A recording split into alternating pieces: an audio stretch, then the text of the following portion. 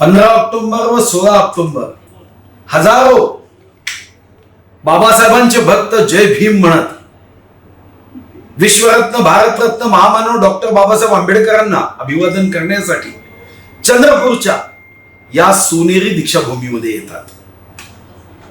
1956 मध्ये शोषित वंचिताचा आवाज बुलंद करत विश्वरत्न भारतरत्न महामानव डॉक्टर बाबासाहेब आंबेडकर घटनेचे शिल्पकार या चंद्रपूरमध्ये आलेत आणि त्यांनी लाखो अनुयायांना या दिवशी दीक्षा दिली. ही दीक्षा होती सत्वाची, ही दीक्षा होती ममता बंधुत्वाची, ही दीक्षा होती की एक दिवस वाघासारखं जीवन जगा.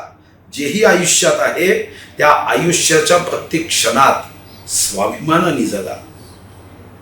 आयुष्य हे वंचित आणि शोषितांचा आवाज बुलंद करण्यासाठी जगा.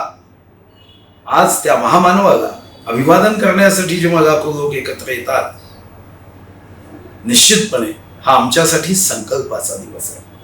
हा संकल्प आहे की 364 दिवस जेव्हा केव्हा अन्यायाविरुद्ध आवाज बुलंद करायचा असेल तर आठवायची 15 ऑक्टोबर 16 ऑक्टोबर. आज मी या दीक्षाभूमीला नमन करत विश्वरत्न महामानव भारतरत्न डॉक्टर बाबासाहेब आंबेडकर यांच्या चरणी अभिवादन करतो.